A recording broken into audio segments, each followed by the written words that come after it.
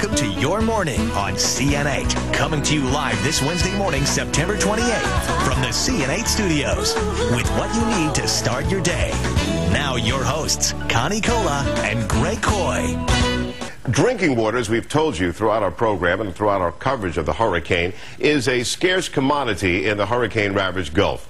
It can mean the difference between life and death. A new cutting-edge technology might be able to provide much-needed help. A company called Filtration Technologies has come up with a water purification device that can turn dangerous muck into potable drinking water.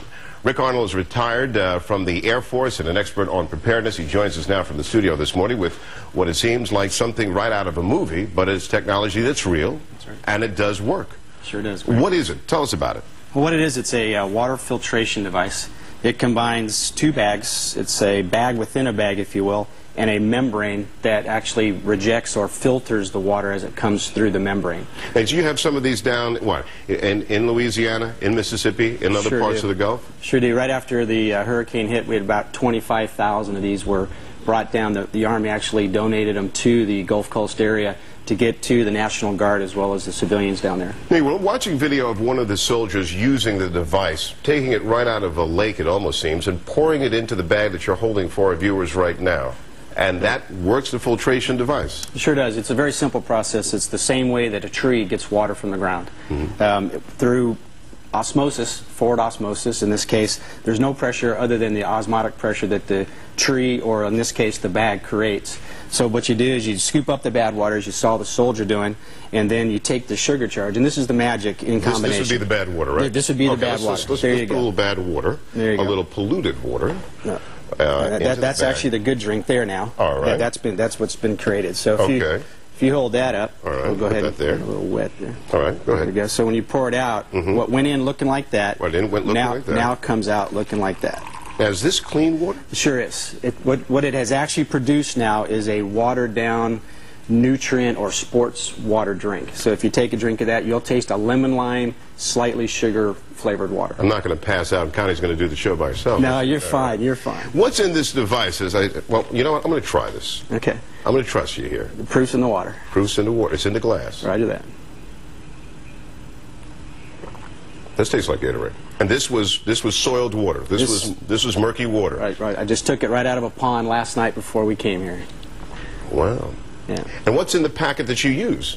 Well, what happens is you have the filter, if you will, that has the membrane in it, and then you have 10 of the sugar or nutrient charges. When you put the nutrient charge in the inner bag and then pour the dirty water into the outer bag, what creates is a situation of being unequal on either side of the membrane. So it draws nothing but the water actually down to hydrogen and oxygen across the membrane through that osmotic pressure, creating that nutrient drink, and it rejects everything else down to 5 angstroms, which is very small. It's down to the atomic level. Now you're using this also in the Persian Gulf, right, with soldiers over there? Sure are. You bet, Greg. They've been using it with great success to filter out water that normally they've been told up until they got this product that they couldn't use before. Now they're using it. Which then leads me to wonder, why hasn't this device been sent over by the millions to almost every single evacuee still deciding to live there, having to deal with not having potable water? Well, that's a great question, but it was just like your reaction to initially drinking that water.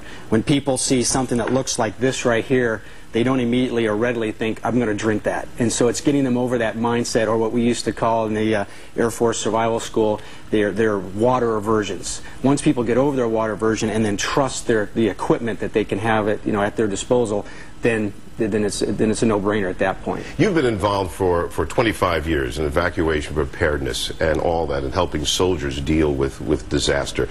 The President's considering an option now, having the military take charge in certain disasters. Much debate about it in Congress. What's your thoughts as someone who's been there on the ground and now even helping out?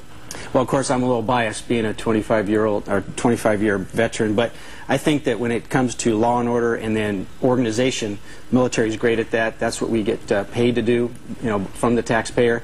And then at that point, when the public can work together with the military, it just creates a great symbiotic relationship. I think it works real well from there. And your device, how many of these are there right now? How many of these are going out to the people? No, they're going out there in thousands. There's about 25,000 of them that are down there in the Gulf region right now, and more on the way. Okay.